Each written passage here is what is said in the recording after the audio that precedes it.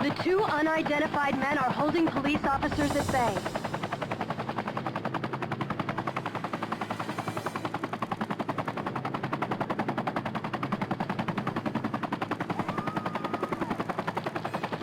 Reports say...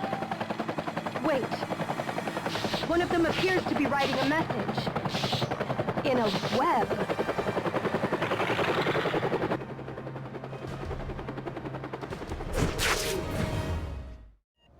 Considering the harm these two have already done, this reporter fears no one can stop them.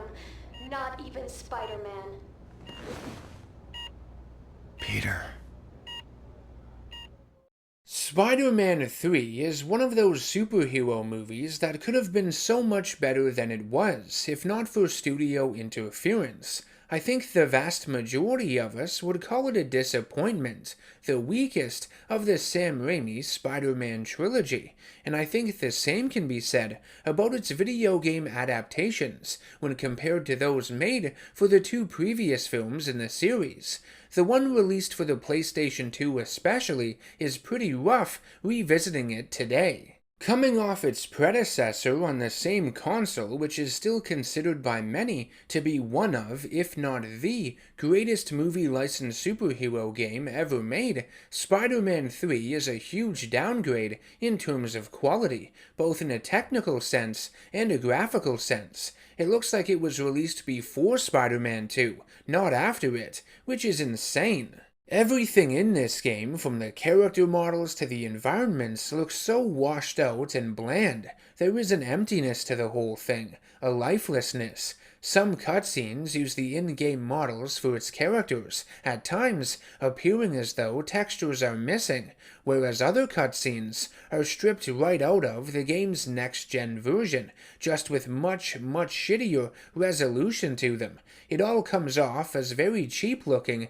and rushed. Gameplay-wise, Spider-Man 3 on PS2 is just okay, sufficient. It does the job it's intended to do, but not much else really. The web-swinging system has been somewhat updated from what was in Spider-Man 2. It utilizes the same control scheme as that game, more or less. Web swinging is done by pressing and holding R2 before releasing it, and you need to ensure you have buildings nearby that you can latch onto. The web zip has been reassigned to R1 instead of hitting the two larger shoulder buttons at the same time, like in Spider-Man 2. Something about this web-swinging system feels off in this game though. It's like the game is holding your hand throughout the entire process, like you stretch and snap in certain directions, and the arc to your swing is predetermined, with an invisible barrier, so as not to have you hit the ground as much like in the previous game, and maintain your momentum. It's hard to explain, but here, you don't feel like you're in full control of Spider-Man. He tends to go in directions you don't want him to. Everything about it just feels sticky. The combat system in Spider-Man 3 isn't phenomenal, but halfway decent for the time. It's simple, fun, and can be satisfying. Definitely the strongest aspect of this game, in my opinion. You've got the standard web-related attacks in your arsenal to spin enemies around and slam them into the ground. Larger enemies can also be webbed onto for consecutive mounted punches. There is an emphasis put on a vaulting move that has Spider-Man jump over his opponent's head. From it, you can perform quick strikes or web up their face, whichever you prefer. Some of the smaller enemies are hard to hit normally, and vaulting over them is essential to do any significant damage, but you'll come to find that the vault move is sorta broken. You can cheese it to land cheap strikes and rarely get hit. During some of the boss encounters, it's the best way to do damage without taking any yourself. Because of this, I don't find the combat system in Spider-Man 3 to be all that engaging. It's made too simple, not that layered, and I think very few players will actually use it to its full potential. By building up your combos, a silver meter will fill up underneath your health. When fully maxed, you can activate extremely powerful special attacks that basically take out all the enemies around you. I find myself forgetting about them most times, in all honesty. Much like in Spider-Man 2, hero points are earned through experience as you complete story missions and various side objectives. The upgrade store is easily accessible through the pause menu, which is an improvement over Spider-Man 2 in my opinion. I found having to go to actual store locations on the map to be tedious and unnecessary. Crime patrols are the primary side objectives in Spider-Man 3. They are initiated by finding informants throughout the city and become incredibly repetitive. The developers try their best to vary the tasks you do in them, taking out assassins, protecting bank trucks, preventing robberies, disarming bombs, finding evidence, but given the limitations, this game being on older, deteriorating hardware, everything about them feels so crudely assembled. Like you'll have a random shipping container sitting in the middle of nowhere. You'll open it, and the camera will focus on Spider-Man, so as not to show the quest item appearing out of thin air. Character models and the voices that come out of them are reused very frequently. The city just feels so artificial and basic. Spider-Man 3 implements gang warfare. The map is littered with crime wave icons for each of the featured gangs: the Waste Tribe, H-Bombers, Apocalypse, and Dragon Tails. Defeating each wave will take it over for the NYPD, and at several points throughout the game, you will need to play a few to learn more information to unlock the next story mission, which is annoying. I don't know what the point would be to beat all of them and conquer the entire city for the police.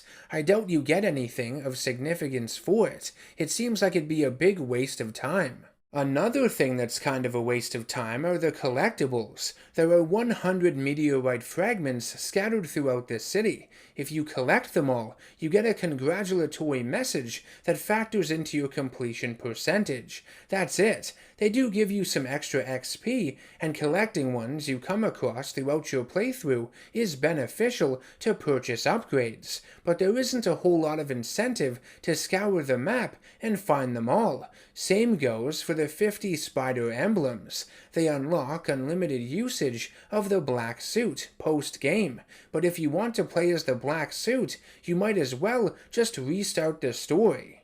Moving on to the story of this game, it's very bare bones, can be completed in a few short hours, and only hits on a couple major moments from the film it's based on. It's a pretty weak adaptation, all things considered, far weaker than its PS3 counterpart. It begins with a tutorial level where the H-Bombers are attempting to destroy the Carlisle building.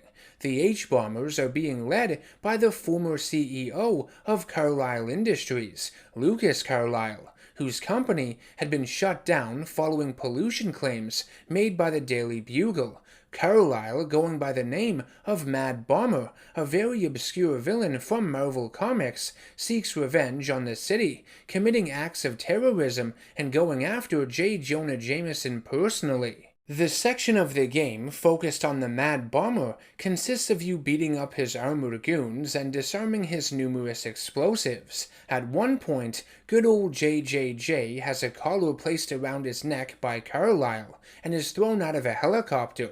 Spider-Man catches him and you are forced to follow the helicopter, keeping it in range so the collar doesn't go off and kill Jonah. It's kind of a neat sequence that forces Spider-Man to protect the one man who hates him more than anyone, and seeing Jameson squirm, Spider-Man being his only hope of survival, is really funny. The boss battle with Mad Bomber is straightforward. You throw his missiles back at his suit to cause his force field to malfunction. You attack him a few times. His shield comes back up. Rinse and repeat. You get the picture. Blaming Spider-Man for the death of his father Norman, Peter's best friend Harry goes after him, discovering his father's hideout and becoming the new Goblin.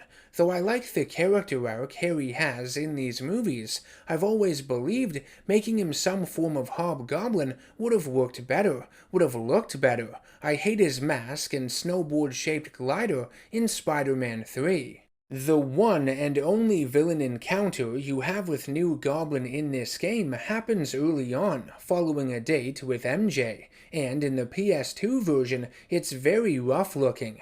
The character models have very little detail to them, block-like hands. You have to steer Harry's glider clear of traffic, and then, through a series of quick-time events, make him attack and destroy his own glider, causing him to crash in a nearby alleyway. He is taken to the hospital, but doesn't appear again until the final mission of the game, when he has a change of heart, forgiving Peter for the death of his father, realizing it was his own demons that did him in, and helps his friend against Sandman and Venom.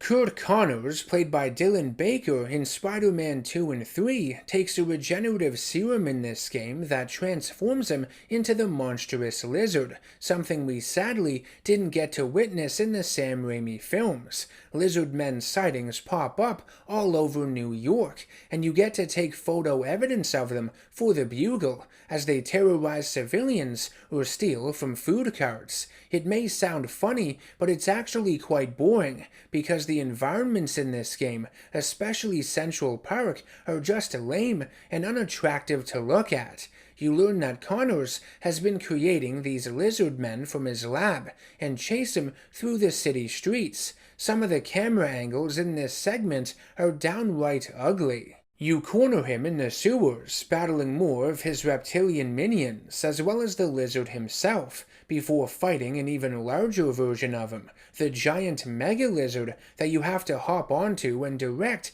into electrical generators, keeping your balance with the analog stick. It's quite awkward. During your trek through the sewers, you also encounter Kraven, who has been hunting and killing these lizard creatures. Spider-Man tries to convince him to stop, saying they were innocent people before being involuntarily transformed, but of course, all Kraven lives for is the thrill of the hunt. He doesn't care. The lizard is just a trophy to him. The most noteworthy additions to this game villain-wise would have to be Morbius and Shriek. They were exclusive to the Wii, PSP, and PS2 versions of Spider-Man 3.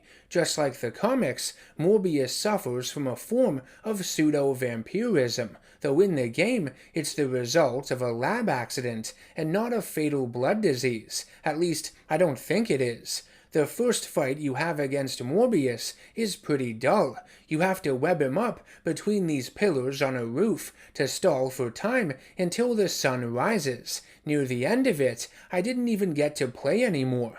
The game kept repeating this identical quick-time event over and over again, one that was so easy a monkey could do it with one hand while picking his ass with the other.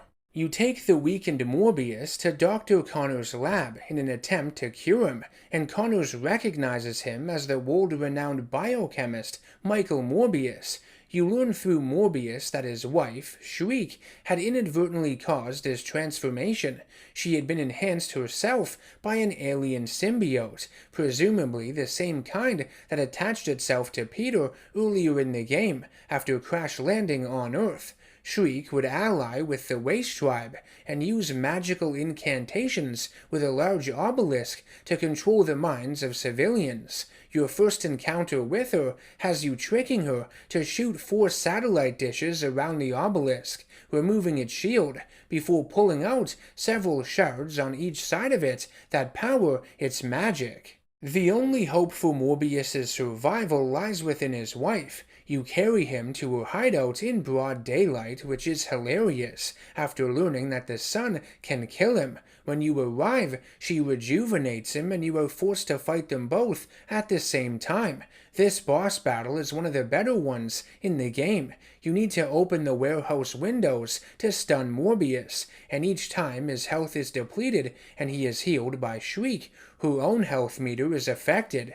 Eventually, Shriek starts playing mind games with Spider-Man. You see visions of Mary Jane and hallucinations of other supporting characters like Jameson, Harry, and Connors that attack you. It's only through the power of the black suit that Peter is able to defeat Shriek. Speaking of the black suit, I think it's as good a time as any to talk about what it brings to the table in this game. Just like in the film, Peter is covered by an alien symbiote, which creates an all-black version of his Spider-Man costume. You can switch to it at any time once it's unlocked, and it greatly enhances the damage of your attacks. You do have a time restriction on how long you can use it though, as it will slowly corrupt Peter the longer he has it on. If you refuse to take it off, the screen will be completely covered and you will fail your mission. Removing it involves a series of quick-time events, which get harder and harder the more times you use the suit and the further you progress in the story. There is a cooldown period before you can put it on again, and changing into the black suit completely resets your silver momentum gauge, so keep that in mind before using it. Honestly, I think the symbiote was implemented really well in this game, better than it was in the next-gen version in fact, because you get to freely switch between the two costumes, and the corruptible nature of the symbiote bleeds over into the gameplay a little bit. My only complaint would be the fact that there are no separate upgrades attached to the black suit here. It gives you more damage and different animations to your combos, but disappointingly, that's all. Other Spider-Man games like Web of Shadows for example, or the recently released Spider-Man 2 from Insomniac would provide far more unique gameplay features for the black suit. Anyways, just like in the movie, Dr. Connors would study a piece of the symbiote for Peter, realizing the danger it poses to anyone who wears it. Peter's behavior would quickly change. He is easily angered, becomes more aggressive against criminals, and even abuses MJ, causing her to break up with him. You thought emo Peter was bad. Listen to some of this dialogue and line delivery in this game. You've hardly said 3 words all night. Is everything all right? I figured you were talking enough for both of us. Peter, what's gotten into you lately? Nothing that stopping your gums from flapping wouldn't solve. During an encounter in the subway with an escaped convict named Flint Marco, who had fallen into a particle accelerator which fused his body to the sand surrounding it, Peter would nearly kill him while wearing the black suit, needing it to do damage to him, and using its power to break open a pipe to wash the villain away with water. Following your encounter with Shriek and her abilities, Peter realizes that the symbiote is vulnerable to sound, and goes to the cathedral to use the sound of the church bell to tear the suit off his body. The weakened symbiote then falls onto photographer Eddie Brock, who had recently lost his job at the Daily Bugle, posing as Spider-Man to take phony pictures. Brock becomes the newest supervillain in New York, Venom. Now, Venom is made a bit beefier here than he was in the movie, which is appreciated, but Topher Grace is still voicing him. He's made way too playful and quippy. I hate this version of the character. We all do. None of it fits. And Venom's mouth moves like a fucking sock puppet in these cutscenes. It's horrible. Venom would blackmail Sandman to team up with him and take out Spider-Man, threatening to murder his daughter Penny if he refuses. The final mission in this game taking place at the construction site, where the villains have kidnapped Mary Jane, is heavily compromised compared to the one found in the next-gen version of the game.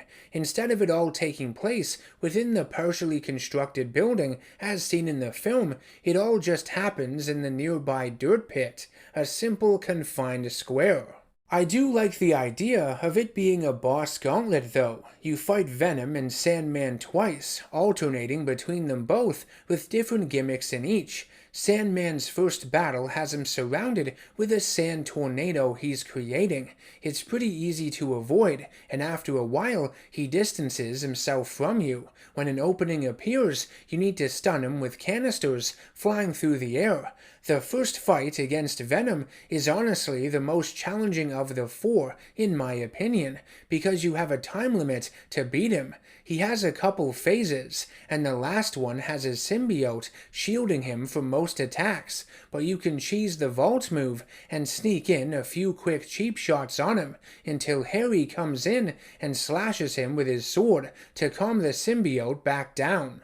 After Sandman is tricked by Venom, believing Spider-Man had killed his daughter, he becomes enraged and absorbs a large quantity of sand from the construction site to grow larger. His attacks get very repetitive. It's a mindless boss battle. You just have to wait until the game prompts you to throw 4 explosive barrels into him.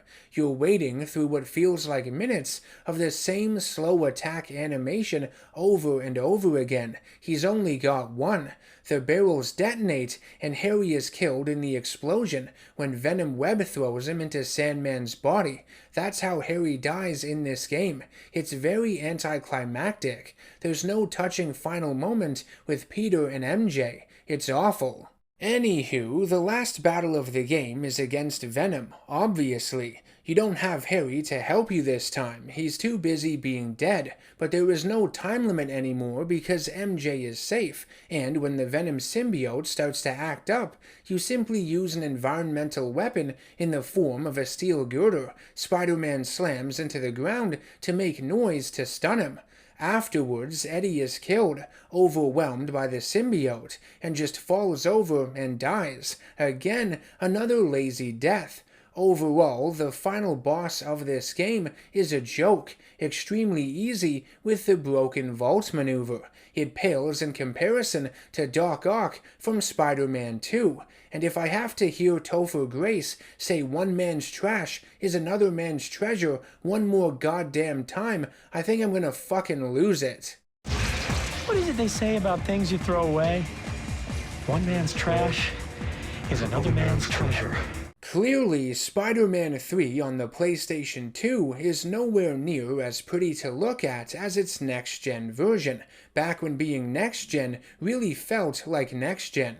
It's a prime example of publishers and developers abandoning older hardware in favor of the new. Understandable from a business standpoint, but also shameful knowing that the PS2 was capable of a lot more. That being said though, even with its limitations and various setbacks, I don't think it's terrible. Definitely not one of the worst superhero games I've played. While its mechanics do feel like a step backwards in areas compared to its predecessor, it can still be a bit of fun at times. I just don't think it's aged very well. It's quite barren in terms of story and replayability, and unless you are an old-school gaming connoisseur like myself, you aren't going to get a whole lot out of it at this point. There really isn't any reason to play it over its more advanced version on the PS3, which in my opinion is the definitive version of Spider-Man 3 in video game form, despite its flaws as well. Spider-Man 3 on the PlayStation 2 will always have a special place in my heart. I have fond memories surrounding it. It was the only version of the game I had access to when Spider-Man 3 hit theaters in mid-2007.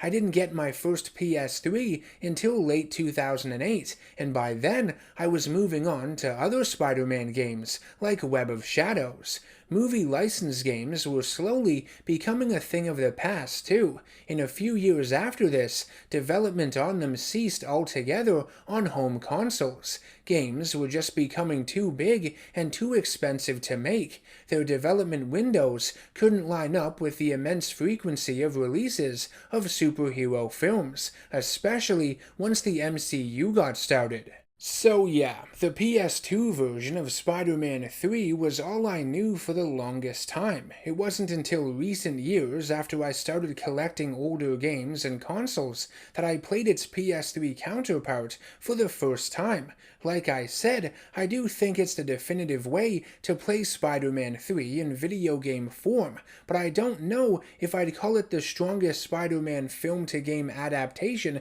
of the Sam Raimi trilogy, despite its technical advancements. It has a few problems in its own right, which I will get to in my next game-related video, so stay tuned. I want to thank you very much for watching my review of Spider-Man 3 on the PlayStation 2. If you've played it, let me know your thoughts on the game down in the comments section below. Hell, let me know what you think of the Spider-Man 3 movie as well. I'll try to join the discussion where and when I can. If you'd like to support the channel and everything it is that I do, please subscribe, hit that bell icon for notifications, and become a producer over on Patreon if you can. Every pledge made keeps this channel and its content alive. I will see you all in the next one. Take care, and always stay nerdy.